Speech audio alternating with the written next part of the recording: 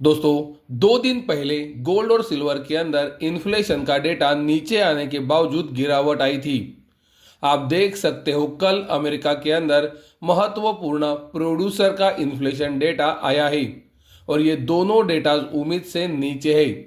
उसके बावजूद गोल्ड और सिल्वर के अंदर फिर से एक बार गिरावट आज आ रही है। जैसे कि आप वीडियो के अंदर देख सकते हो, प्रोड्यूसर इन्फ्लेशन का मार्केट के अंदर एक्सपेक्टेशन था 6.2% का, लेकिन प्रोड्यूसर इन्फ्लेशन आया है 5.5% पे। उसी तरह से कोर प्रोड्यूसर इन्फ्लेशन का एक्सपेक्टेशन था 5.2% का, लेकिन ये डेटा आया है 4.7% पे। और आप देख सकते हो ये दोनों डेटा पॉजिटिव होने के बावजूद भी गोल्ड और सिल्वर आज भी गिरावट दिखा रहे हैं।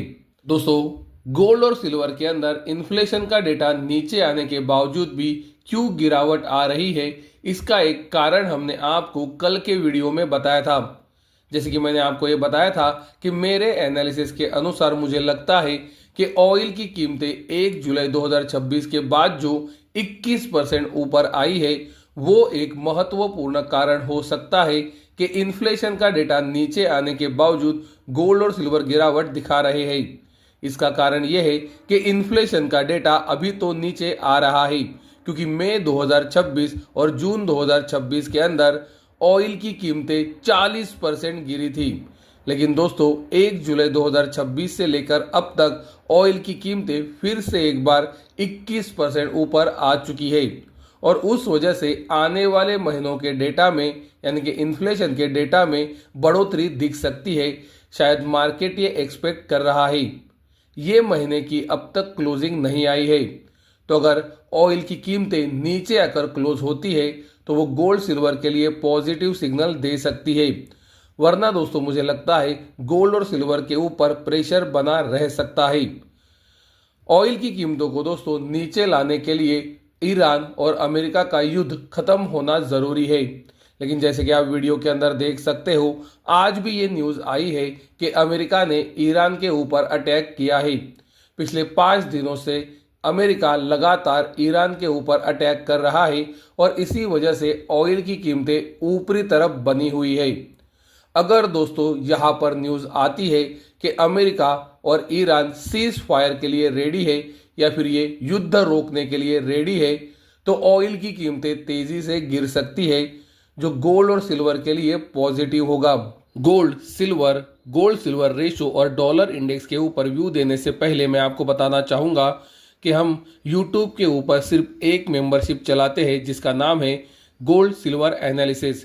ये एनालिसिस के अंदर हम आपको गोल्ड और सिल्वर का डिटेल्स में लेवल्स के साथ एनालिसिस प्रोवाइड करते हैं, जो आपको अपने काम में मदद कर सकता है। हमारा हर बुधवार को रात 8 बजे लाइव स्ट्रीम भी होता है। अगर वो नहीं हुआ तो भी बुधवार को वीडियो आ जाता है जो सिर्फ मेंबर्स के लिए होता है। तो हफ्ते में 2 बार हम मेंबर ओनली वीडियोस बनाते ही हैं, जहां पर गोल्ड और सिल्वर का डिटेल में एनालिसिस दिया जाता है। अगर आप गोल्ड और सिल्वर के मार्केट में काम करते हो तो आप एक बार ज़रूर हमारे सब्सक्रिप्शन को लेके देख सकते हो। पसंद आए तो कंटिन्यू कर सकते हो, पसंद ना आए तो डिसकंटिन्यू कर सकते हो। डॉलर इंडेक्स में दोस्तों, जैसे कि आप देख सकते हो, अब तक गिरती हुई ट्रेंड लाइन से ब्रेकआउट नहीं किया है। डॉलर इंडेक्स अभी सपोर्ट एरिया के करीब है, तो डॉलर इंडेक्स में अभी भी ब्रेकआउट या फिर ब्रेकडाउन नहीं है। जैसे कि हमने आपको हमेशा कहा है कि महत्वपूर्ण ब्रेकआउट और ब्रेकडाउन्स जब भी आते हैं हम आपको वीडियो बनाकर ज़रूर बताते हैं, तो चैनल को सब्सक्राइब करके ज़रूर रखें। गोल्ड सिल्वर रेशियो के लिए दोस्तों हमने आपको बताया है $70.70 महत्वपूर्ण ब्रेकआउट लेवल है और गोल्ड सिल्वर रेशियो ने अब तक यहाँ से ब्रेकआउट नहीं किया है। अगर ब्रेकआउट आएगा तो हम आपको वीडियो बनाकर ज़रूर बताएंगे, तो चैनल को सब्सक्राइब करके जरूर रखें। गोल्ड का दोस्तों बड़ा ट्रेंड मंदी की तरफ का है क्योंकि गोल्ड लोअर हाई और लोअर लो उसी समय पर 200 दिनों के सिंपल और एक्सपोनेंशियल मूविंग एवरेज के भी नीचे ट्रेड हो रहा है। तो कृपया ये बात को समझे कि गोल्ड का बड़ा ट्रेंड मंदी की तरफ का है। हमने आपको ये मंदी के ट्रेंड के अंदर गोल्ड के लिए महत्वपूर्ण सपोर्ट एरिया बताया है $3,886।